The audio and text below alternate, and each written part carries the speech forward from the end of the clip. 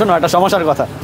শোনো, আজকে হচ্ছে রবিবার 31শে ডিসেম্বর, ছুটির দিন। ভাবছি একটু বাড়িতে বসে বসে কী করবো, একটু ঘুরে আসি। কোথায় ঘুরতে যাই। অবশেষে ঠিকানা না পেয়ে ঠিক করলাম যে চাঁদনি চক থেকে ঘুরে আসি, কিছু জিনিস রয়েছে কেনা, সেগুলো কিনে নিয়ে আসি। দেখো, এবার আমি চাঁদনি চকের মার্কেটে চলে তো এসেছি, কিন্তু একটা সমস্যা হচ্ছে, সেটা বলতে লজ্জা করছে। আজকে আমার সাথে এমন একটা ঘটনা ঘটেছে না, ব্লগ করতে এসে আমি আমার এত বছরের জীবনে কোনোদিন এরকম ঘটনা ঘটেনি। ব্লগ করতে এসে আমার মনে হয় না কোনো ব্লগারের সাথে এরকম ঘটেছে, যেখানে ব্লগ করতে গিয়ে এরকম একটা ঘটনা ঘটে।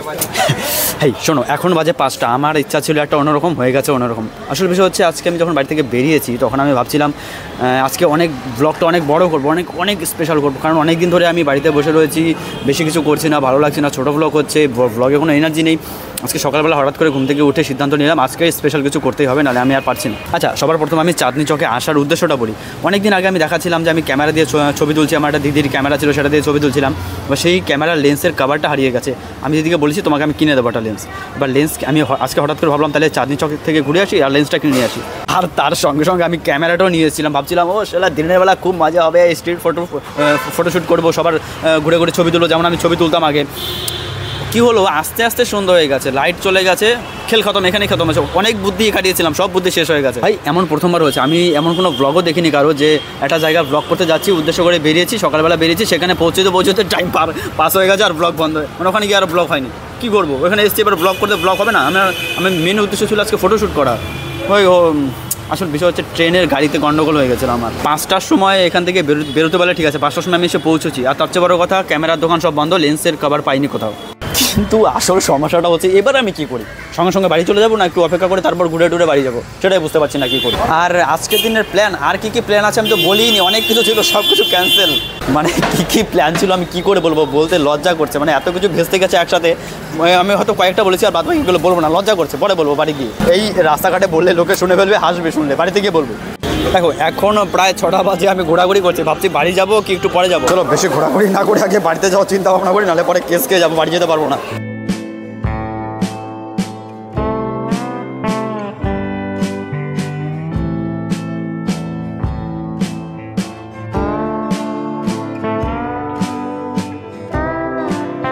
হেই আচ্ছা শোনো, কিছু কথা বলি। আমার সবচেয়ে প্রথমে একটা জিনিস ভয় করছে, সেটা হচ্ছে আশেপাশে প্রচুর মাইক বাজে। যদি মাইকের সাউন্ড আসছে কেটে, আমি ওখানে তো বুঝতে পারছি না। যদি মাইকের সাউন্ড আসে, কপিরাইটের সমস্যা আমার বিশাল হয়।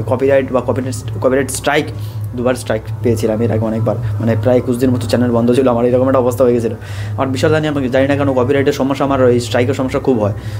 ঠাকুর গানটা যেন না আসে। আচ্ছা, এইসব কথা বাদ দাও, আমি দরকারি কথাটা আগে বলি। আসল বিষয় হচ্ছে, আমি কতদিন ধরে চিল্লাচিল্লি করছি যে আমার কাছে টাকা পয়সা নেই, খুব সমস্যার মধ্যে আছি, যেই কারণে পিকনিক যা আছে 25শে ডিসেম্বর সব কিছু ক্যান্সেল করে দিয়েছিলাম। কিন্তু আজকে না পেরে একদম ভালো লাগছে না। অনেকদিন ধরে বাড়িতে বসে রয়েছি, ব্লগ করছি না ঠিকঠাক মতো। এই জন্য আমি হঠাৎ করে ভাবলাম যে যাই হোক, কারো কাছ থেকে কিছু টাকা নিয়ে একটা মেন হচ্ছে এই ক্যামেরার জন্য লেন্সের কভার আনতে যাবো ভাবছিলাম অনেকদিন ধরে। ভাবলাম তাহলে হঠাৎ করে তাহলে চাঁদনি চক থেকে ঘুরে আসি, আর ঘুরে এসে তার সাথে সাথে আর অনেক জায়গায় ঘুরবো। আর ক্যামেরা নিয়ে দিনের বেলা থেকে ফটোশ্যুট শুরু করবো, কলকাতায় ঘুরে ঘুরে বিভিন্ন জায়গায় ছবি তুলবো। কিন্তু টাকাটা খরচ করে গেলাম, লস হয়ে গেছে। আসল বিষয় হচ্ছে, ঘুম থেকে উঠে আমি ক্যামেরাটা আনতে গেছি, সেখান থেকে এসে বাড়িতে এসে খাওয়া দাওয়া করে স্নান করে বেরোতে প্রায় 12:30টার বেশি বাজে।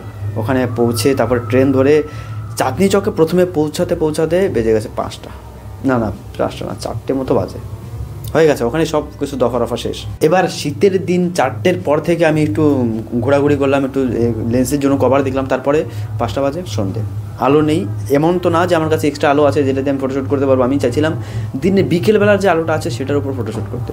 তাই ক্যামেরা ব্যাগ থেকে বেরই করিনি, ব্যাগের ভেতরে যেমন রয়েছে তেমনই রয়েছে। তবে তুমি যাই বলো না কেন, একটা কাজ হয়েছে, সেটা হচ্ছে আমি হোম ডেকোরেশনের জন্য যেসব জিনিস ভাবছি আমার দরকার পড়বে, সেসব জিনিস কোথায় পাওয়া যায় না। একটা দুটো জিনিস দেখেছে। মেন হচ্ছে একটা বোর্ড কাটিং করবো, ডিজাইন করে কাটিং হবে। সেই কাটিং মেশিনের কারখানা কোথায় আছে আমি সব জানতাম না, হঠাৎ করে চোখে পড়েছে একটা জায়গায় গিয়ে। এটা খুব ভালো কাজ হচ্ছে, ওখান থেকে ওদের কার্ড নিয়ে এসেছি, ওদের সাথে যোগাযোগ করে কিছু কাজ করাতে হবে আমার। আর একটা সিদ্ধান্ত, আরেকটা জিনিস আজকে আমি বুঝলাম যে এইবার থেকে এই জিনিসটা করবো। সেটা হচ্ছে প্রত্যেক রবিবার যাই হোক না কেন আমি চেষ্টা করবো বাড়ির বাইরে কলকাতার সাইডে বা দূরে ফুরে কোথাও যাওয়ার না। কারণ আমি একটা জিনিস দেখলাম, আমি সারা সপ্তাহ বাড়িতে বসে থাকি, কোনো কাজ মানে যেই কাজটাই করে বসে থাকার কাজ, একভাবে বসেই থাকতে হয়। বাড়িতে এসে শুয়ে থাকি, কাজে গিয়ে বসে থাকি। মানে হাত পা নাড়িয়ে শরীরকে একটু খাটিয়ে চলাফেরা হয় না, প্রায় হয় না। আজকে আমি যা দৌড়াদৌড়ি করেছি, সত্যি কথা, যখন হাঁটতে হাঁটতে বিকেল হয়ে গেছে, ট্রেনে বাড়িতে আসার সময় রাতের বেলা যখন ট্রেনে উঠেছি, ট্রেনে সিট পাইনি প্রথমে, পরে সিট পেয়েছিলাম অল্প একটু জায়গা, তখন ভাবছি আজকে সারাটা দিন একবারও বসিনি, মানে দৌড়াচ্ছি বা দাঁড়িয়ে, ট্রেনে যাওয়ার সময় দাঁড়িয়ে দাঁড়িয়ে, মেট্রোতে। আর এই দাঁড়িয়ে থেকে দেখে আমার খারাপ লাগেনি, আমার মনে হয়েছে এবার থেকে রবিবার হলে, যদি টাকা পয়সার সমস্যা না থাকে, যে রবিবার হলেই বেরিয়ে পড়বো, যেখানে দরকার নেই, কোনো দরকার নেই, বাড়ি থাকবো না, বসে থাকবো না, যদি বাড়িতে কোনো কাজ না থাকে অবশ্যই বেরোবো। আমার মনে হয় একটা আনন্দের খবর আছে, সেটা হচ্ছে গিয়ে মাইকটা আমি একটা জিনিস দেখলাম, আমি এতদিন ধরে যে ওখানে যে রিসিভারটা মোবাইলের মধ্যে লাগানো থাকে, সেই রিসিভারটাকে একভাবে লাগাতাম, আর তখনই নানান রকম সমস্যা হতো, যে মাঝে মাঝে অডিও ক্লিপ নিত না, অডিও রেকর্ডিং হতো না।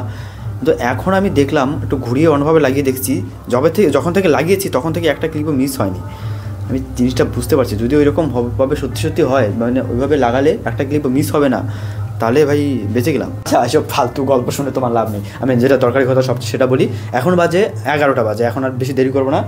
পিকনিক আর কিছু তো হলো না, একটা বন্ধুর বাড়িতে যাবো। হ্যাঁ, একটা বন্ধুর বাড়িতে যাওয়ার নেমন্তন্ন ছিল, যাইনি, সময় পাইনি, এখান থেকে এসে খাওয়া দাওয়া করে বাড়িতে আর সময় হয়নি।